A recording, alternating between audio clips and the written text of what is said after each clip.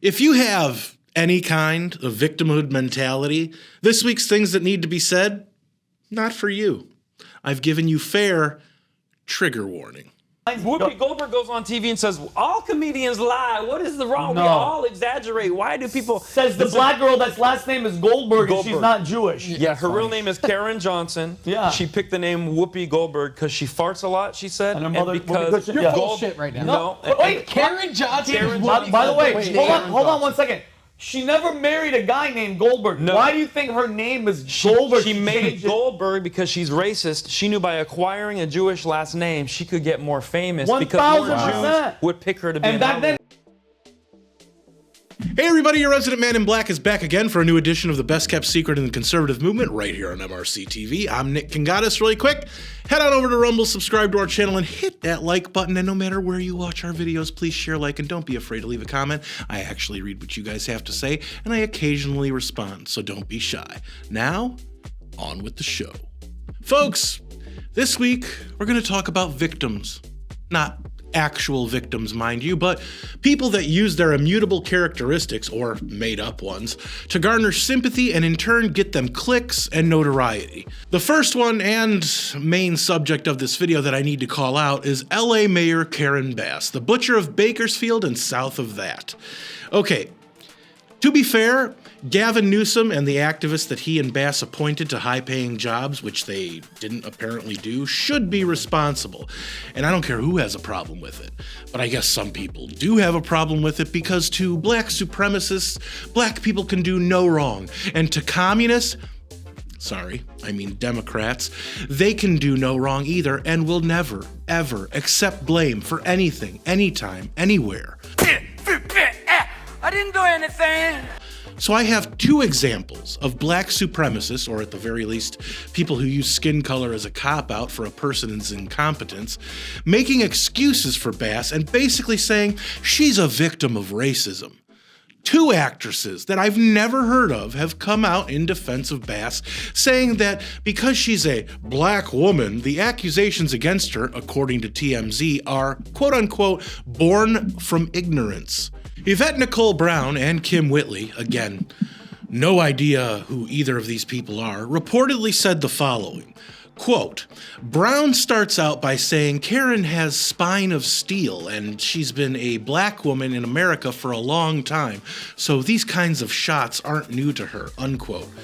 Now, requote, Yvette ends the chat by saying that LA has had fires for years, but in her 30 years in Los Angeles, she can't remember a mayor getting raked over the coals like this, and she implies a lot of the reason for that is race, unquote.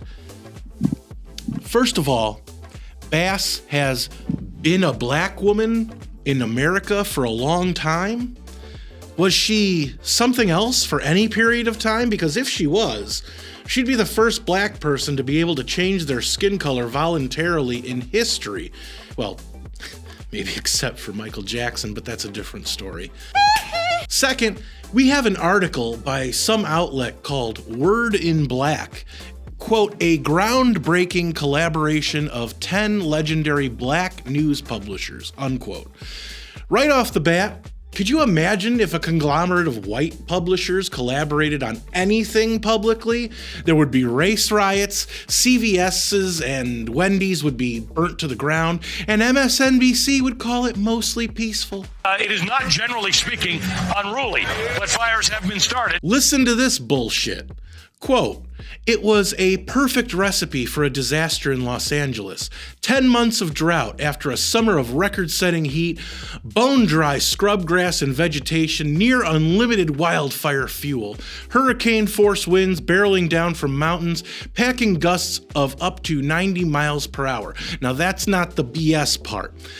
Here it is. But apparently, Karen Bass, the first woman and second ever black person to serve as mayor of Los Angeles, was supposed to snap her black girl magic fingers and stop the massive Santa Ana wind-driven, climate change-fueled fires in her city that have killed at least 10 people and burned entire neighborhoods to the ground. On TV, in social media, and in the newspapers, conservatives are blasting Bass for an environmental disaster that's out of her control, unquote. black girl magic, climate change fueled fires. God. Excuse me, folks, but I've got to say it because no one else has the stones to do so. Shut the up. Seriously, people are dead. And these activist writers are worried about a privilege elected by guilty white liberals Marxist mayor who appointed other people to jobs they don't appear fit to fulfill. And before anyone says, Nick, you're just calling her a Marxist because she's ideological opposition. Well, my friends, if you know anything about me and this show, you know I always bring receipts. Enter Glenn Beck, one of the few people I trust when it comes to historical facts. Back in the 1970s, Karen Bass was not just a casual traveler to Cuba. When she went to Cuba many, many times, she was a devoted participant in what's called the Venceramos Brigade. What is that? I never heard of it. Well, it's a Marxist training program directly tied to Fidel Castro's regime. Between 1969 and today, this group has sent hundreds of young Americans to Cuba, not for a vacation, not for cultural exchange, but for radicalization. You join because you're a confirmed Marxist-Leninist. A Los Angeles police investigator testified before Congress about this group. He said members were trained in guerrilla warfare, sabotage, and bomb making. These are not idealists, they're insurgents in training. She visited Cuba repeatedly, they say every 6 months. We could verify 8 times. In fact, this is not just her youth. She's still there. When Castro died, she was one of them who called his death a great loss to the people of Cuba. Even if you take all the Marxist, domestic terrorist adjacent stuff and put it to the side, she's at best incompetent, her along with Newsom. Local folks are trying to figure that out. She appointed this woman, Janice Quinones, to a cushy $750,000 a year position as the head of the Los Angeles Department of Water and Power, nearly twice as much as her predecessor, and those are the words of the LA Times, who once called black conservative Larry Elder the black face of white supremacy. And how did Quinones do at her job? Well, the fire hydrants typically used to combat fires, yeah, they were dry. I've even seen videos of a firefighter using a woman's purse to scoop up water from the ground and throw it at some fire. What in the world? The firemen don't have hoses, so they're like literally using purses? Women's handbags? Filling up women's handbags to put out fires. Look at this. What in the world? LAFD fire department using women's handbags to put out fires. What is going on here? As for Bass, on top of cutting the LA Fire Department's budget a whopping $17.6 million in her latest budget, according to the Daily Mail, just before the fires broke out and she traveled to Ghana to support those historically socialist Ghanaians, she demanded her fire department make an extra $49 million of budget cuts, which, quote unquote, would have shut down 16 fire stations and crippled the department's ability to respond to emergencies. But all this criticism is because Bass is black. Right.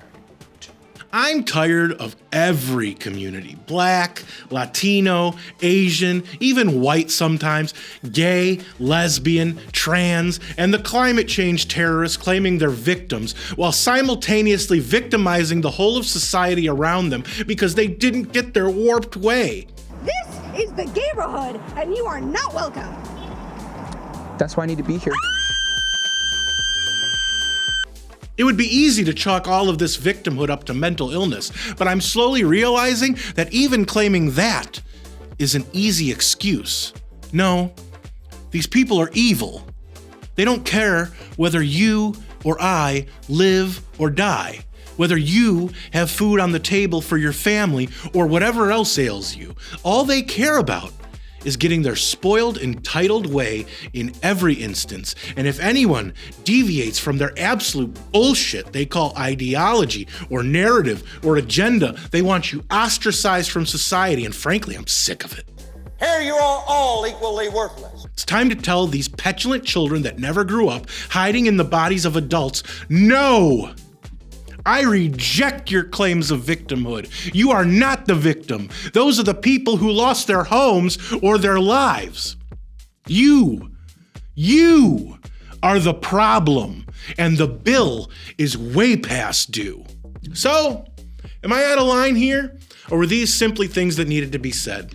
Let me know in the comments, where I do read most and reply to some. And don't forget to subscribe to our channel on Rumble and hit that like button. If you like this video, don't forget to share, comment, and give it a thumbs up. Those are the best ways to help these videos reach more people, and it's the best way to let us know you want us to keep these videos coming. Subscribe to our channel and hit that notification bell so that YouTube might actually let you know when MRCTV comes out with a new video if they haven't censored it or taken it down yet. Like us on Facebook, check out more of our work at MRCTV.org. And if you want to support our content and the conservative movement, head on over to MRC.org/donate to help us out, since we're a nonprofit and couldn't do what we do without all of you.